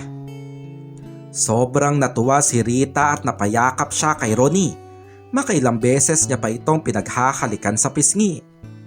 Thank you talaga Tito Ronnie ha. Bali paano? Iiwanan niyo na lang po ba kami dito ni Melvin? Sumagot si Ronnie. Oo, ganun na nga. Sige, sa labas lang muna ako ha. Para sasalubungin ko si Melvin kung sakali parating na siya. Lumabas nga kaagad doon sa bahay si Ronnie. Pero hindi para salubungin si Melvin. Iyon ay para tawagan ang kaibigan niyang si Nilo. Pare, pasensya na kung naistorbo ko ang tulog mo ha. Gusto ko lang malaman. Yung tableta na binigay mo sa akin, gano'ng katagal bago mawala ang epekto nun sa babae? Sumagot si Nilo mula sa kabilang linya na halatang matindi pa ang antok. Ang nasabi sa akin, 8 oras daw bago mawala ang epekto. Bakit pare? Napainom mo na ba yung gamot niya sa maganda mong hipag? Nagwa-wild na ba siya sa'yo ngayon? Hindi na sumagot si Ronnie, bagkus ay pinatay na niya kaagad ang tawag. Problemado siya nang mapag-alaman niyang ilang oras pa ang hihintayin bago mawala ang bisa ng gamot na nainom ng kanyang pamangkin. Muli siyang pumasok sa loob ng bahay. Kaagad siyang sinalubong ni Rita. Tito Ronnie, nasaan na po si Melvin? Bakit wala pa po siya? Nagdahilan na lamang si Ronnie. Siguro naghahanda lang talaga siya. Pero siguradong papunta na yun dito. Hindi inalis ni Rita ang mga mata niya sa kanyang tiyuhin. Niloloko niyo naman po yata ako, Tito Ronnie eh. Natigilan si Ronnie. Ano bang sinasabi mo? Papunta na nga dito si Melvin. Pwede bang maghintay ka na lang? Mauupo sana si Ronnie doon sa sofa, pero akmang lalabas ng bahay si Rita. Agad itong inawat ni Ronnie. Teka, saan ka naman pupunta? Pwede bang dito ka na lang sa loob ng bahay? Sumagot si Rita. Hindi ako maghihintay dito. Niloloko niyo lang ako, Tito Ronnie. Alam ko namang hindi talaga magpupunta dito si Melvin eh. Kaya ang gagawin ko, lalabas na lang ako. Pupunta ako doon sa highway. Hindi ba't may mga bar doon? Maraming lalaki doon na gusto makakuha ng mga babae. Hindi makapaniwala si Ronnie. Hindi niya lubos akalain na ganon katindi ang epekto ng gamot sa kanyang pamangkin. Hindi ako papayag, Rita. Hindi ka magpupunta doon. Makinig ka nga sa akin. Ayoko magsisi ka sa uli. Hindi nakasagot si Rita matapos siyang hatakin ni Ronnie pabalik sa loob ng bahay. Matalim ang tingin niya dito hanggang sa nagpunas ng pawis si Rita at pinaypayan ang kanyang sarili. Tito Ronnie, sobrang naiinitan po ako. Kaagad naman na binuksan ni Ronnie ang electric fan at tinapat niya ito sa dalagita. Pero tila hindi pa rin yon sapat para kay Rita. Hindi ko na po talaga kaya yung init, Tito Ronnie. Hanggang sa mabilis na napunta sa lapag ang mga bagay-bagay na mula sa dalagita. Wala itong tinira na kahit na ano sa sarili.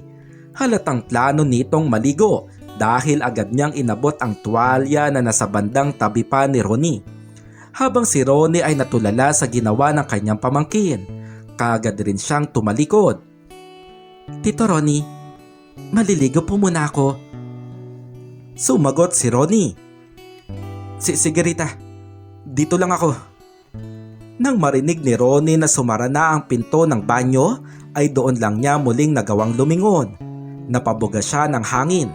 Hindi niya lubos akalain na sa loob ng ilang segundo ay nakita niya si Rita na nasa ganong sitwasyon. Napaupo na lamang siya doon sa mahabang sofa. Paano ba to? Paano ko kaya mapipigilan si Rita sa gusto niya? Makalipas lamang ang ilang minuto ay lumabas nang muli sa banyo si Rita. Nakatapis ito ng puting tuwalya habang nakatingin sa kanyang tiyuhin. Kaagad namang napatayo si Ronnie. Rita, ang mabuti pa matulog ka na dyan sa kwarto. Dito ako matutulog sa sala. Napaiwas ng tingin si Rita. Hindi na po ba talaga pupunta si Melvin? Nagbuntong hininga si Ronnie. Sige, aaminin ko na sa iyo ang totoo. Umalis si Melvin. Hindi siya makakapunta dito. Halatang nadismaya si Rita sa kanyang nalaman. Nanatili lang itong nakatayo at halatang malungkot. Wala namang nagawa si Ronnie. Lumapit siya sa bintana at isa-isa itong sinarado. Mawawala rin niya nararamdaman mo pagkalipas ng ilang oras. Kaya ang mabuti pa, matulog ka na Rita. Pero biglang napatigil si Ronnie nang biglang may yumakap mula sa kanyang likuran. At iyon nga ay walang iba kundi ang dalagita. Hinarap ito ni Ronnie. Rita, ano bang ginagawa mo? Hindi sumagot si Rita, bagkus sa isang malalim na halik ang pinadama niya kay Ronnie. Nanlaki ang mga mata ni Ronnie. Nagtagal din yon ng nasa 10 segundo. Tito Ronnie, total hindi naman po pupunta dito si Melvin. Baka pwedeng kayo na lang po ang magbigay sa akin ng kailangan ko. Tila tumigil ang mundo ni Ronnie sa kanyang narinig. Rita, ano ka ba? Nababaliw ka ng bata ka. Bahagyang tumawa si Rita hanggang sa makikita na napunta sa lapag ang puting tuwalya na mula sa dalagita. Natulala si Ronnie. Hindi niya mawari kung ano ang tumatakbo sa isipan ng kanyang pamangkin. Pero nang sandaling yon ay hindi niya naalis ang mga mata niya kay Rita na nasa ganong sitwasyon.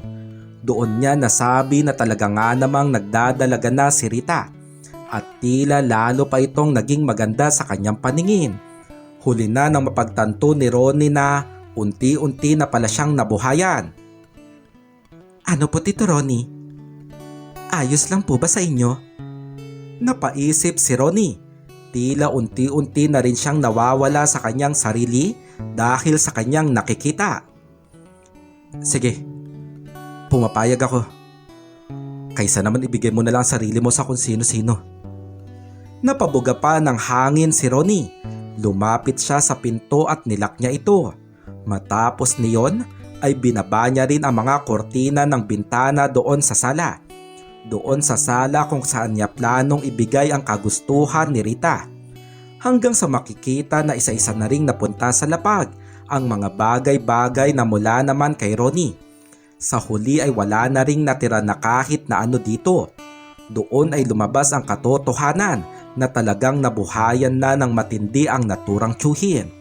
Nakatingin lang sa kanya si Rita hanggang sa matamis ng ngiti ang namutawi sa labi nito. Naupo sa mahabang sofa si Ronnie. Sumandal siya habang nakatingin kay Rita. Ano pang hinihintay mo? Halika na dito para makapagsimula na tayo. Lumaki ang ngiti ni Rita na dali-daling lumapit kay Ronnie. Halatang nasasabik ito ng sobra. Tito Ronnie, napakagwapo niyo pa pala talaga no? Lalo na po ngayon. Napangiti na lang din si Ronnie. Humawak siya sa bewang ng dalagita. Ikaw din naman. Napakaganda mo pala talaga Rita. Hanggang sa pinadama ni Ronnie kay Rita ang isang matamis na halik. Ang halik na hindi naglaon ay unti-unting lumalim at nahaluan ng matinding pananabik. At naging mitya na rin ang halik na yon upang tuluyang ibigay ni Ronnie ang ninanais ni Rita sa gabing iyon. Eksakto 12:00 ng gabi, habang tahimik sa paligid ng bahay, ay narinig ang may kalakasan na hiyaw mula sa loob ng bahay. Senyales yon ng pagkakaisa ng dalawang tao. Ilang segundong nagkaroon ulit ng katahimikan hanggang sa muling narinig ang kakaibang ingay. At sa pagkakataon na yon ay naging tuloy-tuloy na nga ito at hindi na nagawa pang pigilan. Tuluyang nakuha ni Rita ang kanyang gusto sa pamamagitan ni Ronnie, habang si Ronnie ay kinain na rin ng naturang sandali.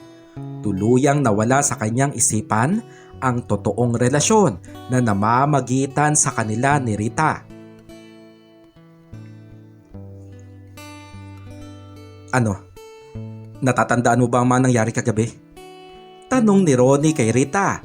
9:00 na ng umaga nang sila ay magising. Tumango si Rita. Opo Tito Ronnie. Nakiusap po kung ibigay niyo ang gusto ko. Hindi ko rin po alam kung bakit nagawa ko yun. Hindi makatingin ng diretso si Rita sa kanyang tiyuhin. Halatang matindi ang pagsisisi sa pagkatao nito. Nangyari na ang nangyari. Wala na tayong magagawa pa dun Rita. Ang mabuti pa, ayusin mo na yung sarili mo. Baka hinahanap ka na ni Ate Rosa. Kaagad na rin nilang inayos ang kanilang mga sarili. Sabay silang lumabas doon sa bahay kung saan sila nanatili ng buong gabi at kung saan naganap ang hindi inaasahan. Nang makauwi sa bahay si Ronnie ay agad niyang nakita ang kanyang ina. Malaki ang ngiti nito na halatang masaya sa umagang iyon. Ma, anong meron? Sumagot si Lola Edna. Masaya lang ako Ronnie. Nagkaayos na kasi si Reggie at ang asawa niya si Jelay. Tila naging estatwa si Ronnie dahil sa kanyang narinig. Nandyan na po si Kuya Reggie? Sumagot si Edna. Wala pa. Pero bukas, susunduin na niya dito sa probinsya si Jelay. Naguluhan si Ronnie kaya pinaliwanag na rin ni Edna ang lahat. Bandang tanghali ay hindi nag-atubili si Ronnie na magpunta doon sa bahay ni Jelay. Kinuusap niya ito tungkol sa kanyang nalaman. Bakit kailangan niyo pang umalis dito? Ikaw na ang nagsabi, di ba? Masaya naman ang pamumuhay niyo dito sa probinsya, Jelay. Kasalukuyang naglalaba si Jelay ng mga oras na yon. May nakuhang magandang trabaho si Reggie sa Maynila. At may bahay siyang tinutuluyan na pag-aari ng kumpanya. Gusto ng amo niya na doon na lang daw muna kami titira. Ronnie, naisip ko lang na baka ito nang simula ng pangarap namin ni Reggie. Doon ay makikita ang lungkot sa mga mata ni Ronnie. Bakit, Ronnie? May problema ba? Huminga ng malalim ang naturang bayaw. Wala. Wala naman, Jelay. Wala naman ako magagawa dun eh. Ikaw lang nagsabi. Diyan magsisimulang pangarap ninyong mag-asawa. Sige na. Babalik na ako sa bahay. Hanggang sa lumakad na nga rin kaagad paalis si Ronnie. Sinundan lang ito ng tingin ni Jelay at ramdam ang lungkot sa pagkatao ng kanyang bayaw. Bandang hapon ay naroon lang sa ilalim ng puno si Ronnie at nagpapahinga. Wala kasi siyang pasok sa trabaho ng araw na yon. Habang nagpapahinga si Ronnie ay hindi pa rin niya nakakalimutan ang desisyon ni Jelay na lisanin ang probinsya. Napakatanga mo, Jelay. Niloko ka na nga ng asawa mo. Babalikan mo pa. Lingid sa kanyang kaalaman ay naroon na pala si Jelay ng sandaling iyon. Mabuti na lamang ay hindi nito narinig ang sinabi ni Ronnie. Ronnie? Napatigil si Ronnie nang marinig ang boses ng kanyang hipag. Bahagya siyang napabangon mula sa duyan. Jelay, anong ginagawa mo dito? Nagbuntong hininga si Jelay. Galit ka ba sa akin kasi aalis na ako dito sa probinsya? Ilang segundo pa bago nagawang sumagot ni Ronnie. Pasensya na. Masyado lang ako nabigla. Kung tutuusin, wala naman akong karapatang magtampo kung aalis ka man dito sa probinsya. Bayaw mo lang naman ako, di ba? Matipid nang umiti si Jelay. Hindi lang naman bayaw ang tingin ko si Ronnie eh. Isa kang totoong kaibigan. Kaibigan na palagi nandyan kapag may problema ako. Kaya sa totoo lang, nalulungkot rin ako na sa Maynila na kami titira ni Reggie. Kasi malalayo na ako sa isang kaibigan na katulad mo. Hindi na iwasan ni Ronnie na pagmasdan si Jelay.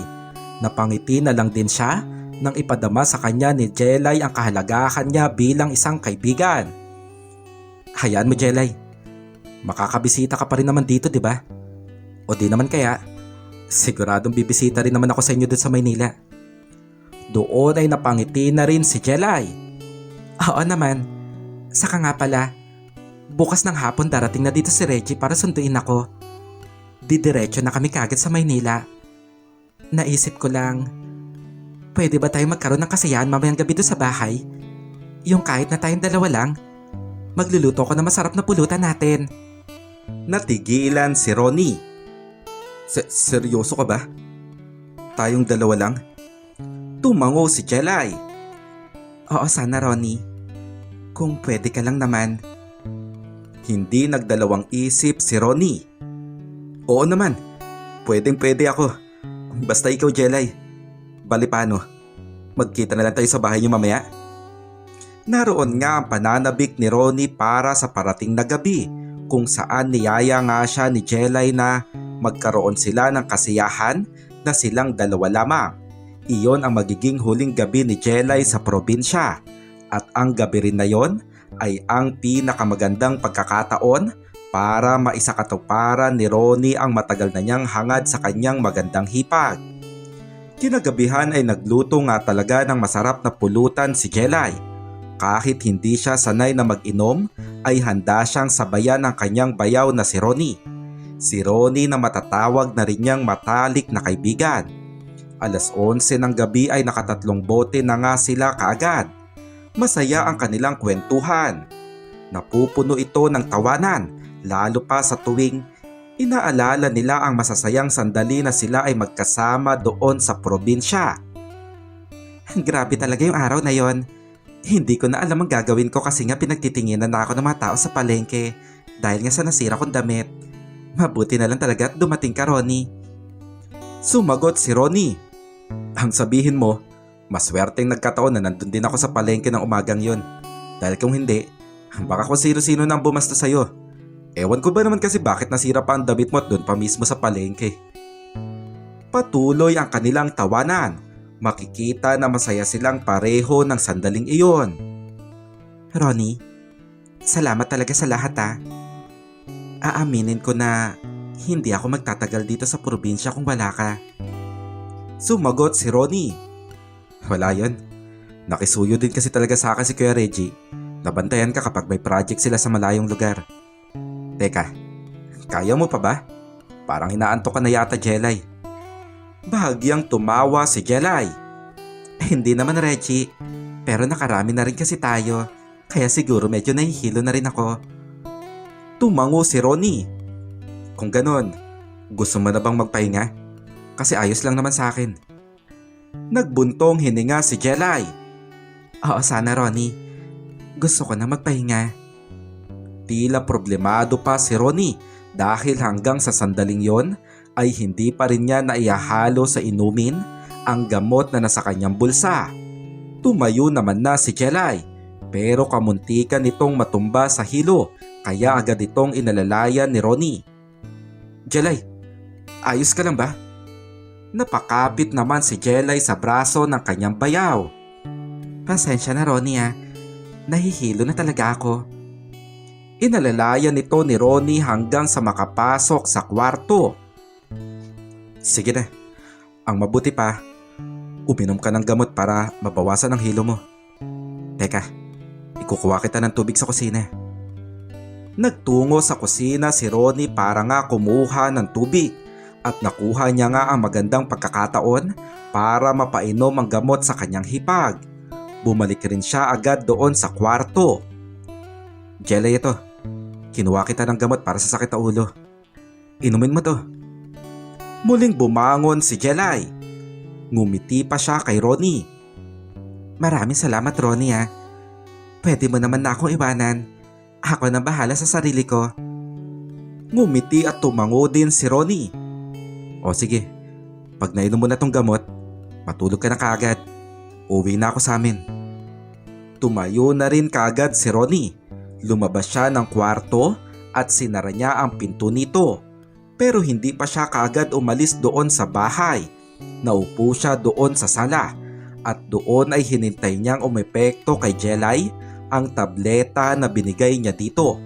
Sarkastiko ang kanyang ngiti habang nakatingin sa pinto ng kwarto ni Jelay. Ang tagal naman.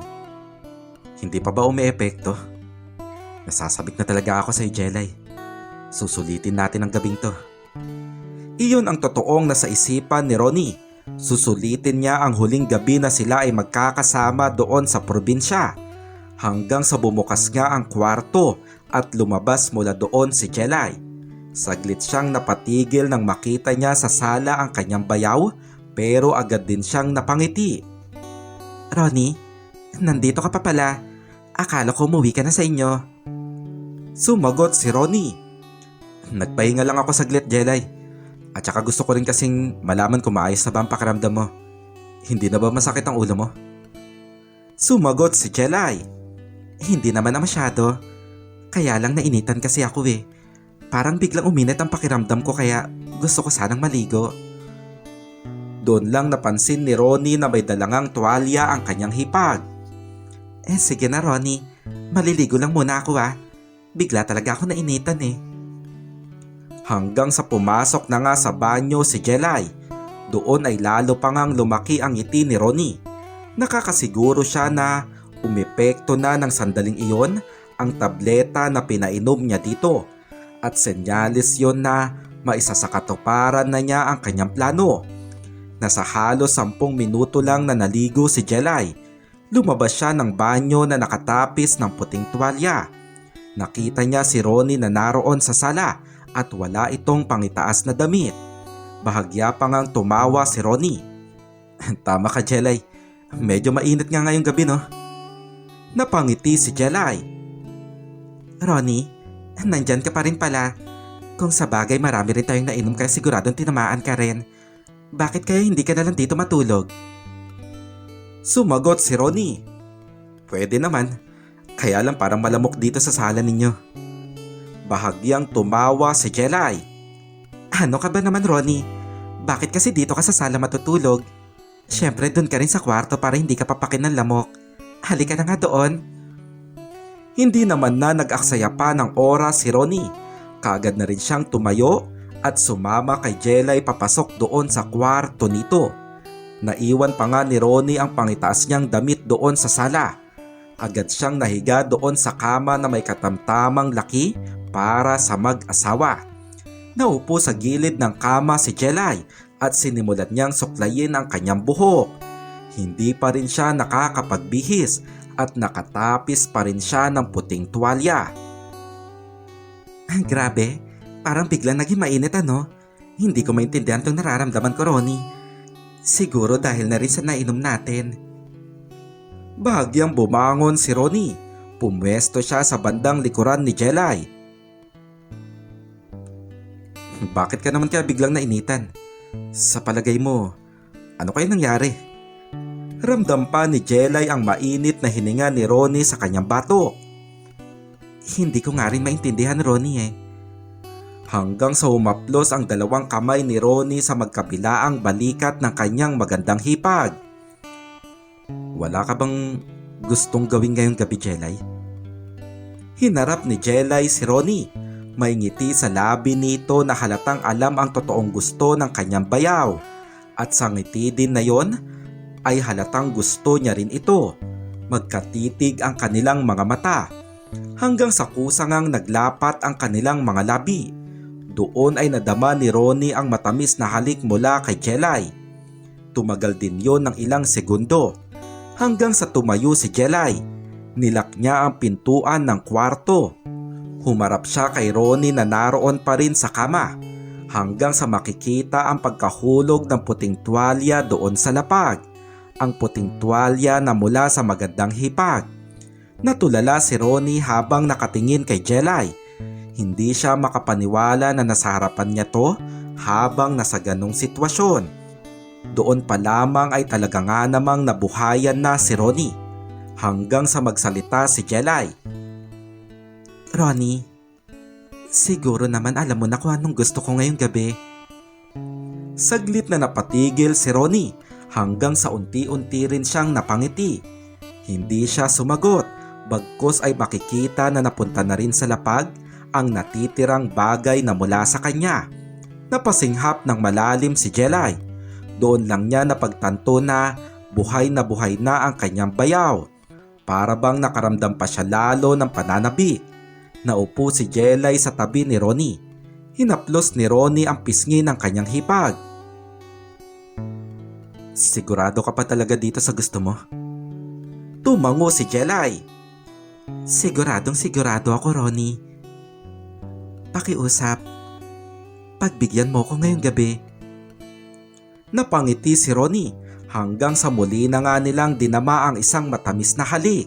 Sa pagkakataon na yon ay mas malalim at napupuno ito ng pananabik. Hanggang sa napahiga na nga silang pareho sa kama. Doon ay hindi na nila naawat pa ang kanilang mga sarili. Sa gabing yon ay isinakatuparan nila ang pareho nilang ninanais. Lagpas 12:00 ng gabi ay nagsimula ngang marinig doon sa loob ng bahay ang isang kakaibang ingay. Ang ingay na senyales ng pagkakaisa ng dalawang tao. Walang salungat sa kaganapan na yon. Pareho nila itong kagustuhan. Lalo pa nga ang bayaw na si Ronnie. Labis ang kanyang kasiyahan. Dahil sa sandaling yon ay naroon na siya sa isang tagpo na matagal na niyang inaasam. At iyon nga ay ang makasalo ang magandang asawa ng kapatid niyang si Reggie. 8:00 ng umaga nang magising si Ronnie. Naroon pa rin siya sa kwarto ni Jelay. Wala pa rin siyang anumang bagay na bumabalot sa kanyang sarili. Pero wala na si Jelay sa kanyang tabi. Bumangon si Ronnie. Kinuha niya ang kanyang pantalon na naroon sa lapag. Kagad niya itong sinuot hanggang sa narinig niya ang mga kaluskos sa labas ng kwarto. Halata niya na nagluluto si Jelay doon sa kusina. Napatungkod sa pinto si Ronnie habang nakatingin sa kama. Sa kama kung saan namutawi ang kaganapan sa nagdaan na gabi. Napangiti siya nang maalala niya iyon. Maraming salamat sa tableta mo, Nilo. Sa wakas, nakuha ko rin ang gusto ko kay Jelay. Lalabas na sana doon sa kwarto si Ronnie pero bigla siyang napaisip. Teka, siguradong wala nang epekto ng gamot sa kanya. Baka nagsisisi na rin siya katulad na nangyari kay Karen. Hanggang sa biglang bumukas ang pinto, bumungad sa kanya si Jelay at nagtama ang mga mata nila nito. Ronnie, gising ka na pala. Nagluto pala ako ng almusal. Kumain ka na bago ka umuwi sa inyo. Tiningnan pa ni Ronnie sa mata si Jelay pero agad na umiwas ang naturang hipag. Naglakas loob na magtanong si Ronnie. Jelay, yung nangyari kagabi. Hindi siya pinatapos ni Jelay sa kanyang sinasabi. Ayoko marinig. Pasensya na Ronnie. Pero pwede bang kalimutan na lang natin kung ano man ang naganap sa ating kagabi? Napabuntong hininga si Ronnie. Sige Jelay, naiintindihan ko. Sumagot si Jelay. Mabuting kumain na tayo. Maya-maya lang parating na si Reggie. At ayoko sanang maabutan kanya dito eh. Doon ay agad na ring lumabas ng kwarto si Jelay. Nakaramdam ng lungkot si Ronnie. Pero inaasahan niya rin namang sasabihin yon ni Jelay dahil nga sa pagkawala ng epekto ng tableta. Lumabas na rin doon si Ronnie at sumabay nga kay Jelay na kumain ng almusal. Bandang 9:00 ng umaga nang magpa siya nang umuwi si Ronnie. Jelay, dito na ako ah. Napalingon sa kanya si Jelay at hindi nito magawang magsalita. Nagtaka pa si Ronnie dahil makikita ang lungkot sa mga mata ng kanyang hipag. Ronnie, sandali lang. Lumapit doon si Jelay. Bakit Jelay? May problema ba? Hanggang sa bigla na lang yumakap si Jelay ng mahigpit kay Ronnie. Ronnie, gusto ko lang sabihin sa'yo na mamimiss kita. Natigilan si Ronnie sa kanyang narinig. Kumalas si Jelay sa pagkakayakap at hinawakan ang dalawang kamay ng kanyang bayaw. Maraming salamat sa lahat Ronnie ah. Yung nangyari kagabi, gusto ko lang sabihin sa'yo na hindi ko yun makakalimutan. Ginusto ko yun. Ginusto kong makasalo ka kasi may malaki kang parte sa buhay ko Ronnie. Hindi makapaniwala si Ronnie sa kanyang narinig hanggang sa may inabot nga na kung ano si Jelay sa kamay ni Ronnie. Sige na Ronnie, itutuloy ko na yung pag-iimpake ha. Heto nga pala yung gamot na binigay mo sa akin kagabi. Hindi ko naman kasi nainom dahil agad din namang nawala yung sakit ng ulo ko.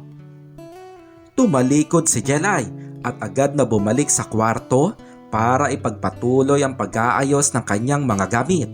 Naiwan na tulala si Ronnie habang nakatingin sa tableta na nasa kanyang kamay. Hindi makapaniwala si Ronnie. May naganap sa amin kahit hindi niya nainom tong gamot. Naguguluhan si Ronnie pero iisa lang naman ang sagot sa maraming tanong sa kanyang isipan. Ginusto yon ni Jelay. Ginusto niya yon hindi dahil sa tabletang gamot. Ginusto niya yon para bigyan ng kasiyahan ang bayaw niyang si Ronnie.